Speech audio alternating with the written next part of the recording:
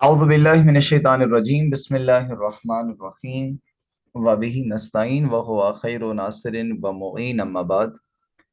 موضوع گفتگو دین کیوں ضروری ہے کے عنوان سے جو ہماری کلاسز جاری تھیں ہفتہ وار ہر بدھ کو، اسی میں ہمارا بیان کیا جانے والا موضوع انسان شناسی ہے۔ انسان کی حقیقت کیا ہے، انسان کی ہویت کیا ہے، اور انسان جو اس کائنات میں تمام مخلوقات میں اشرف ہے اور جسے اللہ نے شاہکار قرار دیا ہے، جس کی خلقت کو نتیجے میں اللہ تعالیٰ نے اپنے آپ کو مبارکباد کا یا تبارک کا لفظ استعمال کیا ہے، آخر یہ انسان کی حقیقت کیا ہے؟ اب تک کی ہماری گزشتہ انسان شناسی کے موضوع پہ یہ ہماری شاید تیسری کلاس ہے، اور مکمل جو ہماری کلاسز جاری ہیں اس میں یہ پانچویں کلاس ہے۔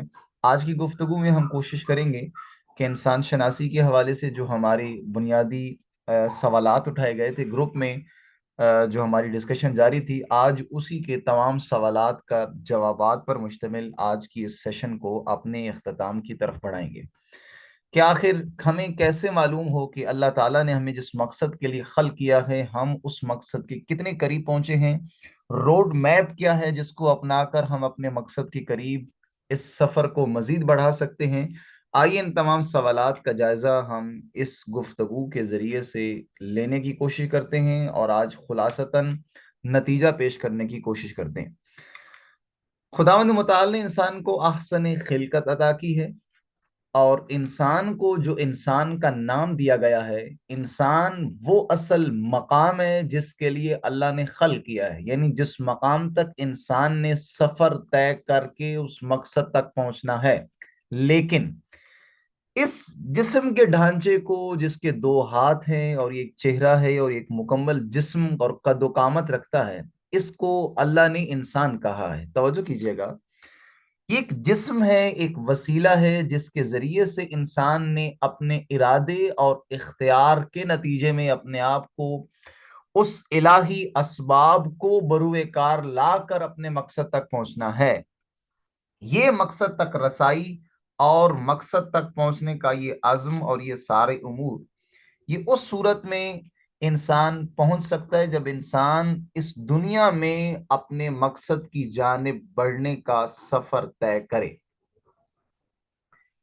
انسان کو جو نام دیا گیا ہے یہ مجازن انسان کا نام دیا گیا ہے، یہ حقیقی طور پر انسان نہیں ہے، جس کے لیے ہم نے گزشتہ درس میں گفتگو کی تھوڑی سی بنیادی کلید بیان کی تھی، جس کا میں خلاصہ یہ اس کو لنک کے ساتھ جوڑتا جاؤں۔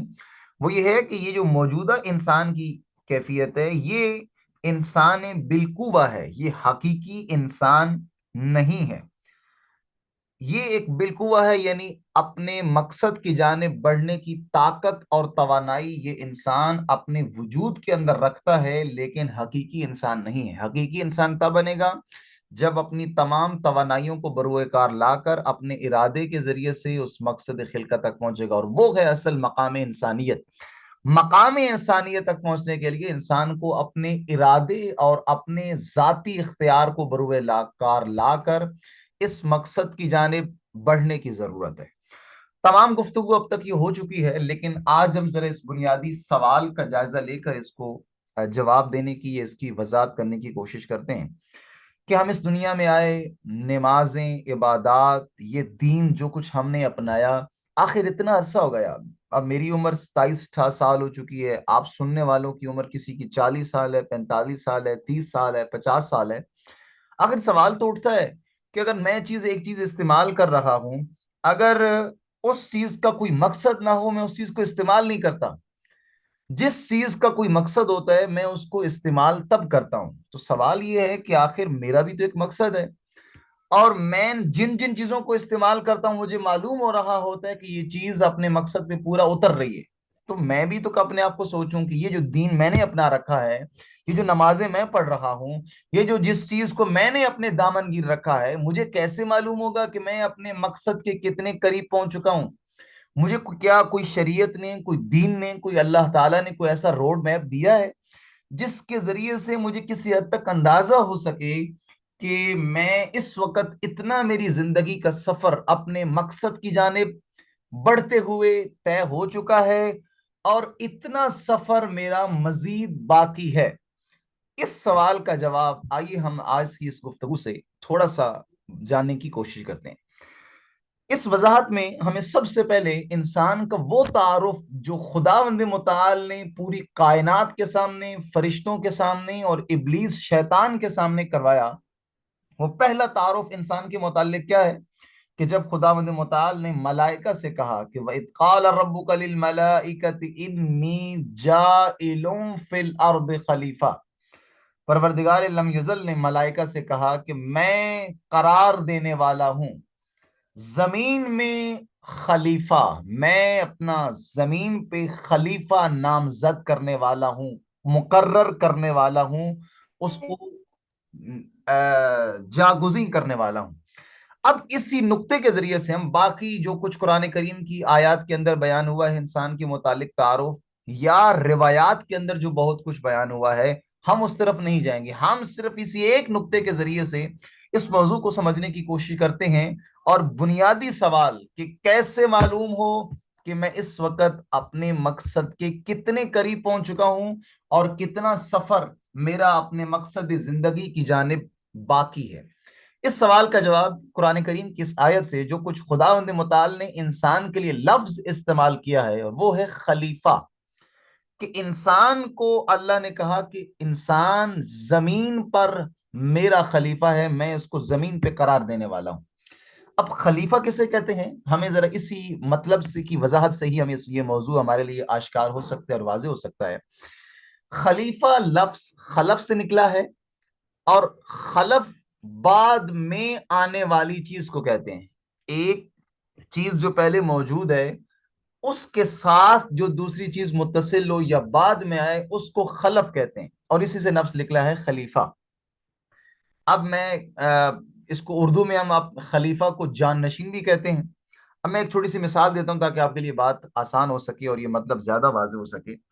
خلیفہ آپ بھی اپنی گفتگو کے اندر استعمال کرتے ہیں کہ بھائی جیسے ایک باپ ہے وہ اپنے لیے ادبی لفظ کے طور پر اپنے بچے کو کہتے ہیں کہ یہ میرا خلیفہ ہے، یعنی یہ میرا جانشین ہے، میرے بعد گھر کے تمام معاملات کی ذمہ داری اس بچے پہ ہے۔ یا کہ ایک سکول ہوتا ہے، ایک سکول کا وائس پرنسپل دراصل وہ سکول کا خلیفہ ہوتا ہے، کہ ایک پرنسپل اگر سکول میں موجود نہ ہو، کچھ دنوں کے لیے چلا جائے، تو وہ جو وائس پرنسپل ہے، جو خلیفہ ہے اس پرنسپل کا، وہ اسی میتھڈ کے ساتھ، اسی روش کے ساتھ، انہی پرنسپل والی صفات و ویلیوز جو رکھتا ہوگا اپنے اندر، اسی چیز کو بروئے کار لا کر وہ اس ادارے کو چلائے گا۔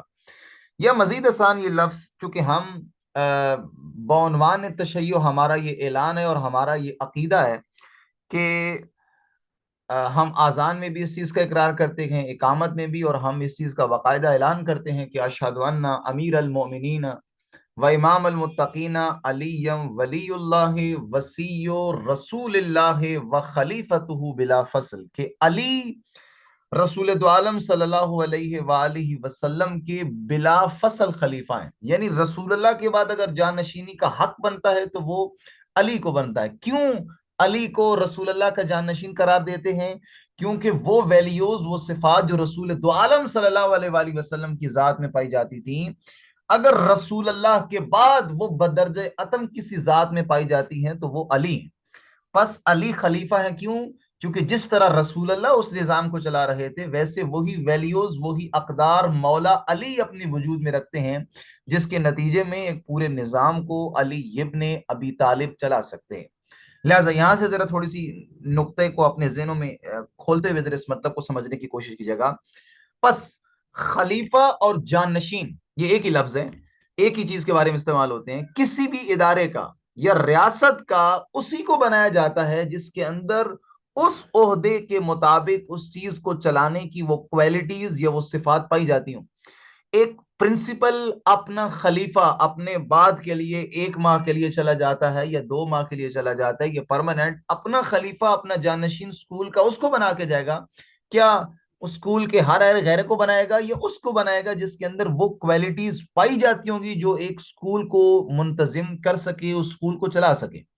لہذا ہر ایرا غیرہ اس اسکول کے اس عہدے پر نہیں آ سکتا، وہ اسی کو براجمان کرے گا جس کے اندر اس اسکول کو اس انداز سے، جس طریقے سے وہ چلا رہا تھا، ویسے چلانے کی میتھڈ، کوالٹیز، وہ صفات اس کے اندر پائی جاتی ہوں گی۔ اسی نقطے سے ذرا سمجھنے کی کوشش کیجیے گا۔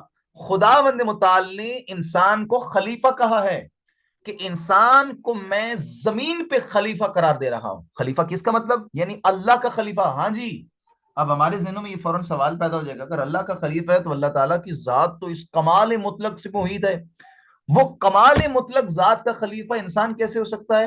ذرا اس نقطے کو تھوڑا سا کھولنے کی، سمجھنے کی ضرورت ہے۔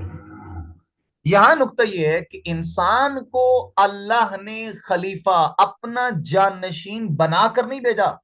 جس طرح اللہ کی ذات ان صفات سے پر مشتمل ہے اور اس صفات سے اللہ تعالیٰ کی ذات تشکیل پاتی ہے، وہ اللہ تعالیٰ کی ذات کی وجہ سے وہ ذات کہلاتی ہے، ویسے ہی انسان کو جو اللہ نے خلیفہ نامزد کیا ہے، یہ انسان تب اللہ کا خلیفہ بنے گا جب یہ الہی صفات اپنے وجود میں رکھتا ہوگا۔ لیکن مشکل یہ ہے کہ یہ انسان تو پیدا ہوا ہے اسفل سافلین میں، سب سے نچلے درجے میں پیدا ہوا ہے۔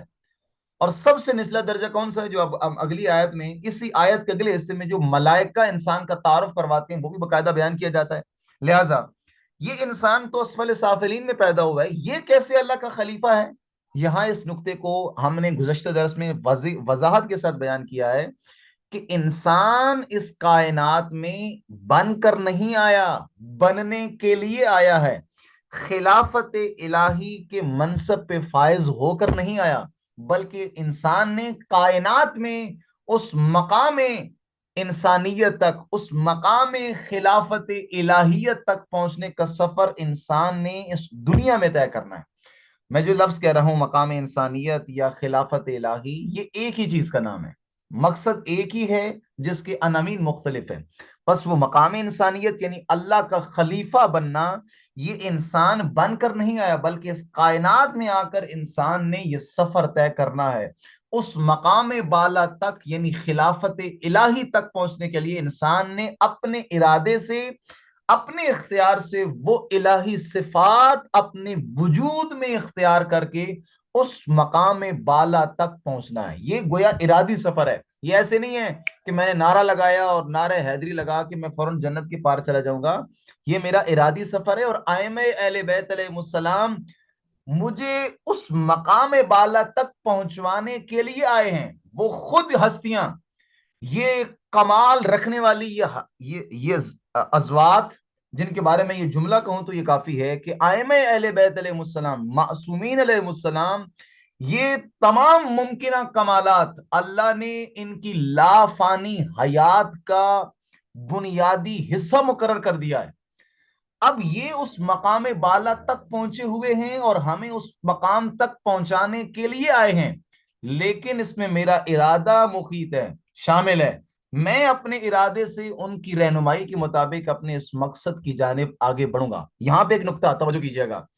اب جب اللہ نے انسان کا تعارف کروایا کہ انسان کیا ہے، کہ میں زمین پہ انسان کو خلیفہ قرار دے رہا ہوں، اپنا خلیفہ، اپنا جانشین، وہ الہی صفات جو اللہ تعالیٰ کی ذات جن سے پہچانی جاتی ہے، انسان نے بھی انہی صفات کو اپنی وجود میں اختیار کر کے اس مقام بالا تک، خلافت الہی تک، مقام انسانیت تک پہنچنا ہے۔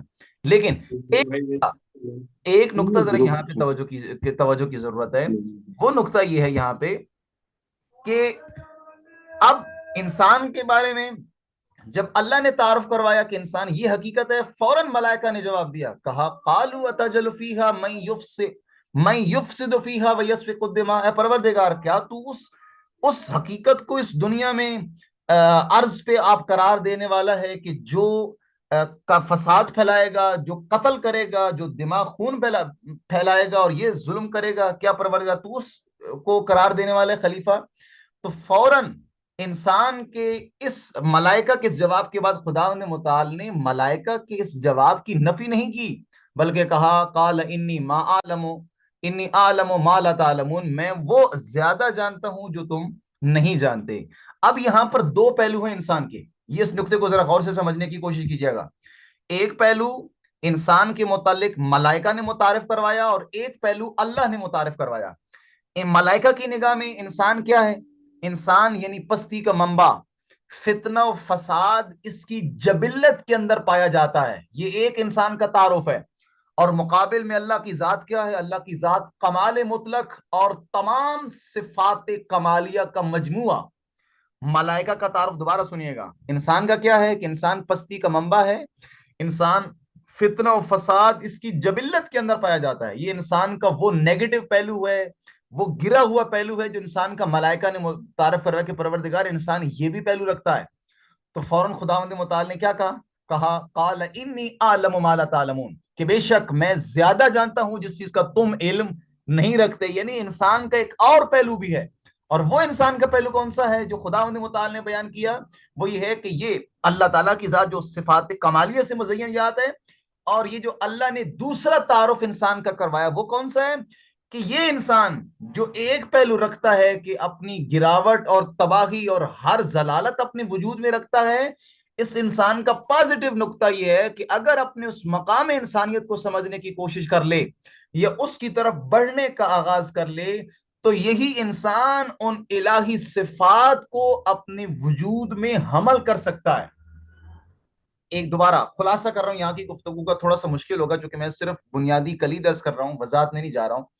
ایک تعارف جب اللہ نے کہا کہ میں زمین پہ خلیفہ قرار دے رہا ہوں اپنا جانشین، تو ملائکہ نے کیا کہا؟ پروردگار یہ انسان تو وہ ہے جو فتنہ و فساد پھیلائے گا، جو ظلم و بربریت کرے گا۔ خداوند متعال نے نفی نہیں کی بلکہ کہا کہ میں زیادہ بہتر جانتا ہوں۔ وہ کیا انسان کا تعارف ہے؟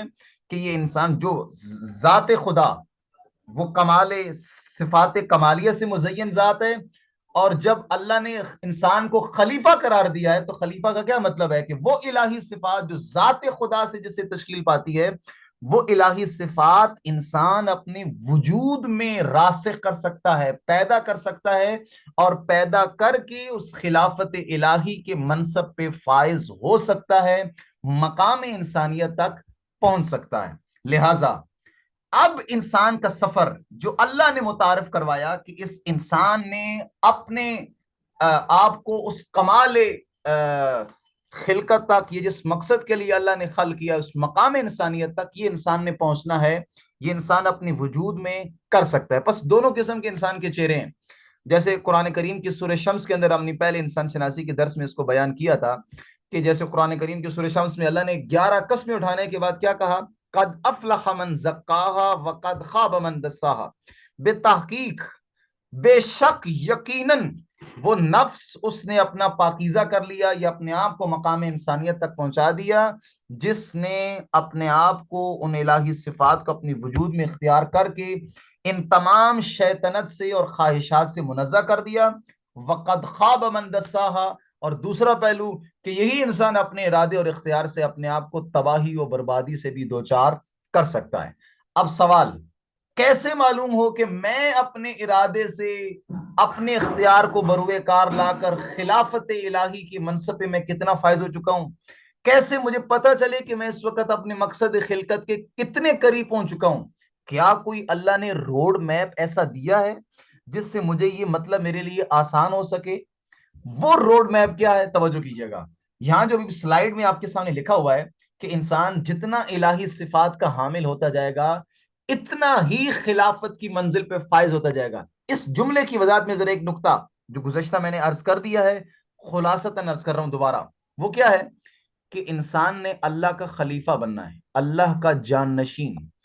اللہ کی ذات ان تمام صفات سے مزین ذات ہے، فرق یہ ہے کہ انسان بنا کر نہیں بھیجا گیا، بننے کے لیے بھیجا گیا ہے، اور انسان نے اپنے ارادے و اختیار سے ان تمام الہی صفات کو اپنی وجود کے اندر پیدا کرنا ہے۔ اللہ رازق ہے، انسان نے بھی رازق بننا ہے کہ جو کچھ اللہ نے دیا ہے اس کو آگے مستحق تک پہنچانا۔ اگر اللہ تعالیٰ نے آپ کو علم دیا ہے، آپ کو مال دیا ہے، آپ کو کچھ بھی دیا ہے، وہ اس مستحق تک پہنچانا، یہ آپ رازق بنیں گے۔ اللہ تعالیٰ کی ذات رحیم ہے، آپ نے بھی وہ رحیمیت کی صفت اپنے وجود کے اندر پیدا کرنی ہے۔ اللہ تعالیٰ کی ذات خالق ہے، ہم نے بھی خالق بننا ہے، اپنی صلاحیتوں کا خالق۔ وہ اللہ جس ذات لم یزل نے میرے وجود کے اندر وہ پے کرے بے پنہا رکھا ہے، اس کو نکھارنا، اس کو نکھار کر اس وجود کی اندر جو اللہ تعالیٰ نے صلاحیتوں کو رکھا ہے ان کو بروئے کار لا کر ان لوگوں تک یا جس مستحق تک اس کا فائدہ پہنچانا ہے یہ آگے پہنچانا۔ اللہ تعالیٰ کی ذات عادل ہے، میں نے بھی عدل اختیار کرنا ہے۔ پس اللہ کا خلیفہ کیسے انسان بنے گا؟ کہ وہ ذات خدا جن صفات سے مزین ہے، ان صفات کو جتنا میں اپنے وجود کے اندر پیدا کرتا جاؤں گا، اختیار کرتا جاؤں گا، میں اتنا ہی مقام انسانیت یعنی خلافت الہی کے منصب پہ فائز ہوتا جاؤں گا۔ یہاں پہ ایک جملہ جو آپ نے روایات میں سنا ہوگا کہ انسان کا مقصد خلقت کیا ہے؟ کہ انسان نے مظہر صفات خدا بننا ہے۔ آپ نے یہ جملہ سنا ہوگا، وہ نقطہ اسی نقطے کے ذریعے کی عکاسی کرتا ہے۔ وہ کیا ہے؟ مظہر یعنی ظاہر ہونے والا، صفات خدا یعنی انسان جس کے اندر صفات خدا ظاہر ہوں، یہ اپنے مقصد پہ پہنچا ہوا انسان ہے۔ یعنی خلافت الہی کے منصب پہ فائز ہونے کے لیے وہ تمام الہی صفات جتنا میں اپنے وجود میں پیدا کرتا جاؤں گا، عدالت جتنی پیدا ہوگی، میرے پاس روڈ میپ ہے، میرے پاس ایک پیرامیٹر ہے، عدالت، شجاعت، وہ تمام صفات جو اللہ تعالیٰ کی ہیں، میں اگر آج وہ صفحے پہ ساری روایات کے مطابق جو کچھ بیان ہوئی ہیں، یا جو کچھ آپ اللہ تعالیٰ کے 99 اسماء کے اندر جو اللہ کی صفات لکھی ہوتی ہیں، میں اگر انہیں کو ایک صفحے پہ لکھ کے دوسرے مقابل اپنی کیفیت کا اندازہ لگاؤں کہ اللہ تعالیٰ کی ذات عادل ہے، کیا میرے اندر عدالت پائی جاتی ہے؟ اللہ تعالیٰ کی ذات رحیم ہے، کیا میرے اندر رحیمیت پائی جاتی ہے؟ وہ تمام صفات ایک میں ٹیبل بنا کر اس کے مقابل اپنی کیفیت لکھوں، تو یہ اپنی جو میں کیفیت لکھوں گا، اس سے مجھے ایک روڈ میپ مل سکے گا کہ میں کتنے پانی میں ہوں۔ میں نے اللہ کے دین کو اختیار کر کے، اپنے وجود میں اختیار کر کے، کتنا میں ان الہی صفات کو پیدا کر چکا ہوں۔ نقطہ سمجھ میں آ گیا یہاں تک؟ بس خلافت الہی کے منصب پہ فائز ہونے کے لیے جتنی الہی صفات میری وجود میں ہوگی، اتنا ہی میں اس مقام انسانیت، خلافت الہی یا اعلیٰ علیین یا مظہر صفات خدا میں بنتا جاؤں گا۔ وہ ایک مقصد ہے جس کے لیے یہ الگ الگ عناوین استعمال ہوئے ہیں۔ اور یہاں پر ایک اور نقطہ جو قرآن کریم کی آیت کے اندر بیان ہوا ہے، شاید سورہ زاریات ہے یا دیگر، جس میں آپ سب نے سنا ہوگا کہ وما خلقت الجن والانس الا لیعبدون، کہ ہم نے جن و انس کو اپنی بندگی کے لیے پیدا کیا ہے۔ اب عبادت کا معنی یہ ہمیں نکال دینا چاہیے، جو آج ہم نے سوالات جو ہمارے جاری تھے گروپ کے اندر، کہ انسان نمازیں بھی پڑھ رہا ہے، ہم نمازیں بھی پڑھ رہے ہیں، باقی سارے کام کر رہے ہیں، اور جبکہ ہماری انفرادی زندگی بھی تباہ ہے، اجتماعی زندگی بھی تباہ ہے، جبکہ قرآن کہتا ہے کہ نماز برائی اور بے حیائی سے روکتی ہے۔ میں نماز بھی پڑھ رہا ہوں، پھر الٹے الٹے کام بھی کر رہا ہوں، تو وجہ کیا ہے؟ مجھے عبادت کیوں اپنا فائدہ نہیں پہنچا رہی؟ اس کی وضاحت آج ہم نے درس میں کی تھی کہ بنیادی مشکل یہ ہے کہ عبادت سے پہلے ہے عبدیت، اور عبدیت سے پہلے ہے عبد بننا۔ میں عبد نہیں بنا، میں نے عبدیت اختیار نہیں کی، اور جب عبدیت اختیار کرے تو عبادت اس کا اظہار ہے۔ اب میں عبادت کو ہی ٹوٹل دین سمجھ لوں، اور عبدیت جو میرا اصل فریضہ ہے، اللہ کی بندگی، اگر وہ اختیار نہ کروں، تو اس عبادت کے ذریعے سے نہ میں منکرات سے بچ سکتا ہوں، نہ میں فحشا سے بچ سکتا ہوں۔ لہٰذا حقیقی عبادت کی روح کو سمجھنے کی ضرورت ہے۔ اور بالکل ویسے ہی یہ جو قرآن کریم نے کہا ہے کہ ہم نے جن و انس کو بندگی کے لیے پیدا کیا ہے، وہ نقطہ یہاں پر واضح ہو جاتا ہے۔ اللہ کی بندگی کیا ہے؟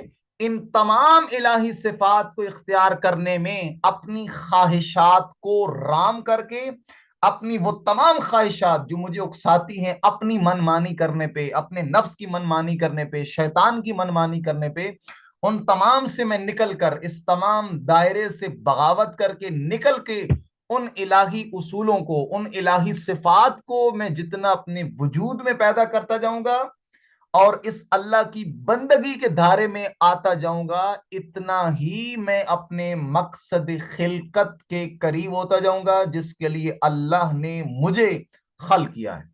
اب ذرا اپنی اپنی روڈ میپ اندازہ لگا لیجئے، اگر میری عمر 27 سال ہے، آپ کی عمر 45 سال ہے، 50 سال ہے، 60 سال ہے، 40 سال ہے، اور اگر آپ اب تک نمازیں پڑھ رہے ہیں اور ہر نماز کی نیت کر رہے ہیں 2 رکعت نماز قربتاً اللہ، اگر اللہ کی قربت نہیں حاصل ہو رہی تو سوال اٹھانے کی ضرورت ہے۔ تو اس کا جواب اسی نقطے سے مل سکتا ہے، اور آج سے ہی اپنے دین کا، اپنی دینداری کا جائزہ ذرا لگا لیجئے گا، اور مجھ سمیت ہم سب ذرا اس نقطے کو غور سے اور بار بار روزانہ اپنے محاسبے میں لے کر آئیں، چونکہ امام صادق علیہ السلام کا فرمانا ہے کہ حاسبو قبل ان تحاسبو، اپنا محاسبہ کرو قبل اس کے کہ آپ کا محاسبہ کیا جائے. اب وہ دنیا کے اعمال بطور کفارہ کریں یا روز معاشر یا قبر میں عالم برزخ کے سفر میں آپ کا محاسبہ کیا جائے، وہ محاسبہ یہی ہے کہ میں نے جو اتنا عرصہ دین اختیار کیا ہے، دین دین دین، لوگوں کو کہا تم بھی نمازیں پڑھو، میں بھی نمازیں پڑھوں، اور باقی پوری دنیا کو میں نے پاگل کر دیا کہ بھئی آؤ دین پہ آؤ. میں صرف پوچھو تو صحیح اپنے آپ سے کہ اس دین نے مجھے کہاں پہنچایا ہے. 50، اگر میں کوئی کاروبار شروع کرتا ہوں، 10 سال میں نے اگر ایک دکان ڈالی اور مجھے اس دکان سے 1 روپے کا منافع نہیں ہوا، میں اگر آج حساب کروں تو میں پاگل ہوں گا، احمق ہوں گا کہ میں اپنی اس دکان کی یا اس کاروبار کو دوبارہ سلسلہ آغاز کروں. مجھے کہیں گے لوگ پاگل ہے کہ دوبارہ آپ نے کام کو آغاز کر رہے جبکہ 1 روپے کا منافع نہیں ہوا. بالکل ایز اٹ از. مجھے یہاں پہ اپنی دین، جس دین نے اگر مجھے اب تک کسی مقام پہ نہیں پہنچایا، تو مجھے ذرا اپنا اثر نو اس دین کو اختیار کرنے کی ضرورت ہے اور سمجھنے کی ضرورت ہے کہ جس مقصد کے لیے اللہ نے مجھے خلق کیا ہے، خلافت الہی و مقام انسانیت، مظہر صفات خدا بننا، وہ اس مقام بالا تک، تو میں آج کہاں پہنچا ہوں. یہ الہی صفات جتنا میں نے اپنے وجود میں اختیار کروں گا، اتنا ہی میں اپنے مقصد کے، خلقت کے قریب ہوتا جاؤں گا. اب یہاں پہ دین کیا ضرورت پیش کرتا ہے؟ دین یہ ضرورت پیش کرتا ہے کہ وہ تمام الہی صفات میں کیسے اپنے وجود میں پیدا کروں گا. اس کے لیے وہ عملی روڈ میپ سارے کا سارا اللہ کے فرامین پر مشتمل، اللہ کی بندگی کا مکمل دستور حیات و مکمل نظام وہ دین دیتا ہے. اب دین، اس نقطے کو ذرا ذہن میں رکھیے گا، مقصد خلقت تک پہنچنے کا مکمل نظام دین دیتا ہے. اب دین صرف نمازوں کا نام نہیں ہے. مقصد خلقت تک پہنچنے کے لیے اگر روٹی کپڑا مکان چاہیے، وہ بھی دین دے گا. اگر مجھے کھانے پینے کے لیے چاہیے، مجھے اپنی اولاد کے لیے چاہیے، مجھے کچھ بھی چاہیے، چونکہ مقصد خلقت تک پہنچنے کے لیے زندگی بھی اسی اللہ نے دی ہے، لہٰذا اس زندگی کے گزارنے کا طور طریقے، اس زندگی کے جینے کے طریقے اور اپنے مقصد خلقت تک پہنچنے کے تمام طریقے وہ ہمیں دین دے گا. دین صرف نماز روزے کا نام نہیں ہے. دین ہمیں کاروبار کرنا، ہمارے باقی زندگی کے تمام معاملات پہ حاوی ہے. اگر ہم اس نگاہ سے دین کو اختیار نہیں کریں گے تو یہ دین نہیں ہے، یہ بلکہ ایک دین کا ایک بوجھ ہے جو ہم نے اپنے وجود پہ بنا رکھا ہے. ہمیں اس بوجھ کو اتارنے کی ضرورت ہے، یا دین سے کنارہ کشی کی ضرورت ہے، یا اس دین کو اثر نو سمجھ کر اس دین پر عمل داری کی ضرورت ہے. آج کی گفتگو میں صرف اس حد تک ہی واضح کرنا مقصود تھا، مقصد خلقت کو بیان کرنا، واشکار کرنے کی حد تک. جس حد تک مجھ سے کوشش ہو پائی ہے اس ناچیز زبان سے، یا جس حد تک ممکن ہو سکا ہے آپ تک اس مطلب کو پہنچانے میں کوشش کی ہے. مزید کسی قسم کا کوئی ابہام یا کوئی نقطہ رہ گیا ہو تو میں آپ سب سے گزارش کروں گا آپ اس پہ سوال اٹھائیں، تاکہ ہم اس گفتگو کو، اس نقطے کو مزید وضاحت کے ساتھ گروپ میں پیش کر سکیں. آپ سے، سب سے برادران سے، خاران سے چھوٹی سی گزارش ہے کہ صدقے جاریہ میں اب سب کے سب شامل ہوں. جو گفتگو آپ سنتے ہیں یا نقطہ نیا آپ کے ذہن میں آتا ہے، یا فرض کریں یہ گفتگو آپ نے سنی ہے، اس کا خلاصہ تن بھی اگر آپ گروپ میں ذکر کر دیں تو بعض دوسرے برادران کے اندر ایک ایکسٹرنل موٹیویشن کے طور پر ان کے اندر یہ چیز آتی ہے کہ بھائی ہمیں بھی تھوڑا سا آگے بڑھ کر اس موضوع کو سمجھنے کی ضرورت ہے اور اس کو آگے بیان کرنے کی ضرورت ہے. اور انشاءاللہ تعالیٰ آپ کے اس کار خیر سے اور آپ کے اس عمل سے سب برادران و خاران کی انشاءاللہ علم و عمل میں اضافہ ہوگا. ماہ رجب ہے اور اس کے بعد ماہ شعبان اور ماہ رمضان، تاکہ ہم اس دین کو از سر نو فہم سے اور نگاہ سے اس موضوع کو سمجھ سکیں، تاکہ جو ہماری ماہ رمضان انشاءاللہ آنے والا ہے اس تک ہمارے اندر وہ قلبی طور پر آمادگی پیدا ہو سکے، تیاری ہو سکے کہ ہم اس ماہ رمضان میں اس انداز سے وارد ہوں جس طریقے سے وارد ہونے کا حق ہے اور ائمہ معصومین علیہ السلام نے بیان کیا ہے.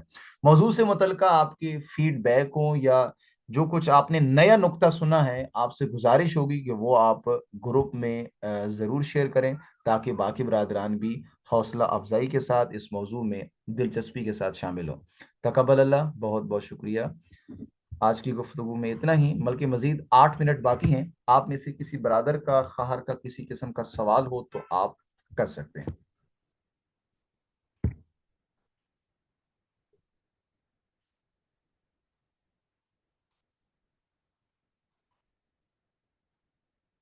آپ برادران کا بزرگان کا کسی قسم کا سوال ہو تو آپ کر سکتے ہیں۔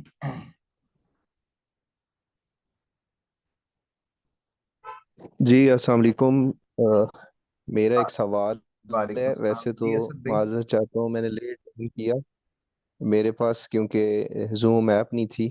تو سوال انسان شناسی سے ریلیٹڈ ہے، میں امید کرتا ہوں کہ یہ موضوع کے اندر ہی ہوگا۔ سوال یہ ہے کہ آج ہم دیکھتے ہیں کہ بظاہر جو معلوم ہوتا ہے کہ ایک بڑی تعداد جس مقصد کے لیے اللہ تبارک و تعالی نے ہمیں اس دنیا میں بھیجا تھا اس میں ناکام نظر آ رہی ہے، بڑی تعداد ظاہراً، جو میرا ایک تھوڑا بہت ہے آبزرویشن ہے۔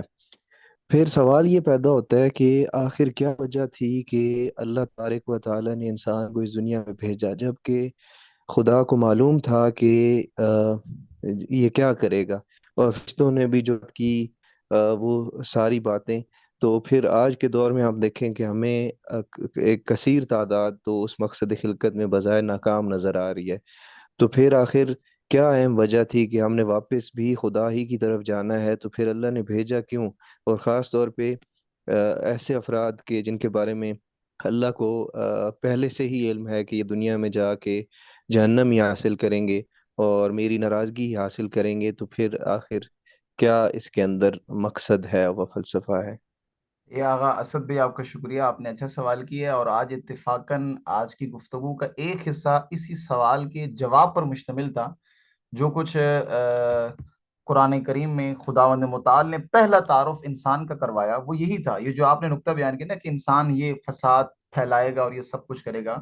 جب خداوند متعال نے کہا میں زمین پہ انسان کو اپنا خلیفہ مقرر کر رہا ہوں، تو اسی خلیفہ مقرر کرنے کے بعد فرشتوں نے فوراً کہا کہ پروردگار، یہ انسان تو وہ ہے جو زمین میں کائنات میں فتنہ فساد پھیلائے گا، تباہی پھیلائے گا، اور یہ ظلم و یسفک الدماء، یہ پروردگار یہ تو خون بہائے گا، ویفسد، اور یہ فساد پھیلائے گا زمین میں، اور آپ اس کو خلق کر رہے ہیں۔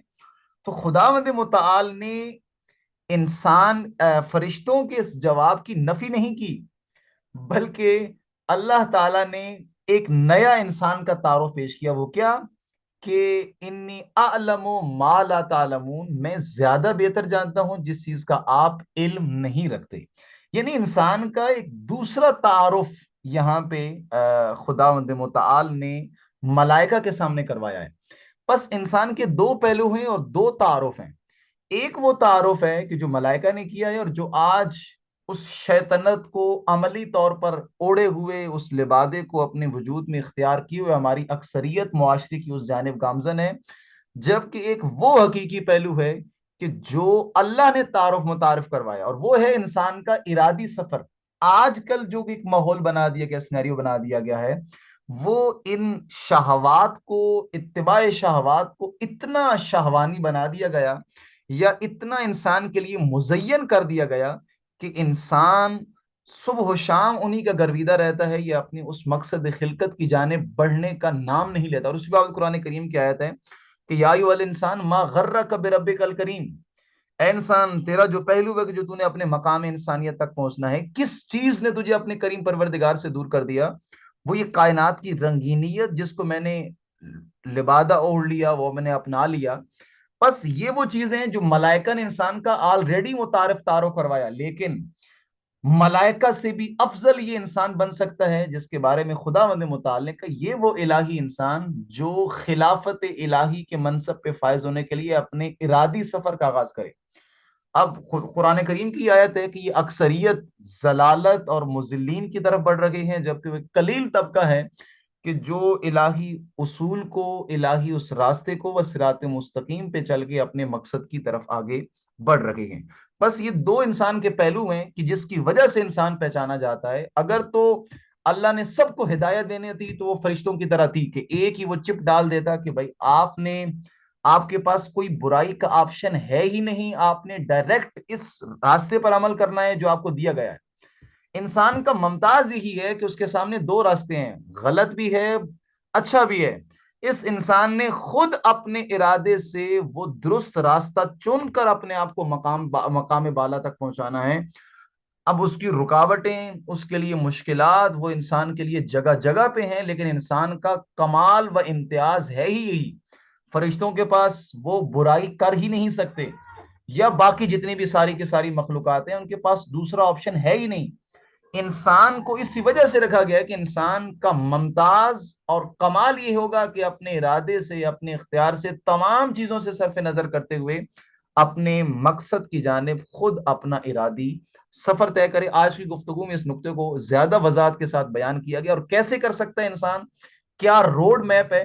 اب یہ وضاحت اس کی مزید انشاءاللہ جو ہماری اگلی کلاس ہوگی فلسفہ دین کے عنوان سے، جو ہماری اگلے بدھ کو ہوگی، اس میں زیادہ مزید وضاحت کے ساتھ اس نقطے کو بیان کیا جائے گا انشاءاللہ تعالی۔ مزید کسی قسم کی شکریہ۔ ہوئی تو اس میں 1 منٹ رہ گیا ہے، آپ گروپ میں بھی برادران سے گزارش ہوگی کہ آپ کر سکتے ہیں سوال، تاکہ اس موضوع کو ہم مزید نکھار سکیں اور اس موضوع کے تبیین میں مزید انشاءاللہ تعالی اضافہ کر سکیں۔ بہت شکریہ جی، جزاک اللہ آغا۔ مجھے جو بھی گروپ ایڈمن ہے گروپ میں ایڈ کر دیجئے گا تاکہ آپ تک رسائی ہو سکے بہت اور شکریہ، مزید بھی انشاءاللہ استفادہ کرتے رہیں۔ تقبل اللہ، بہت شکریہ سب برادران کا۔ اللہ حافظ و ناصر۔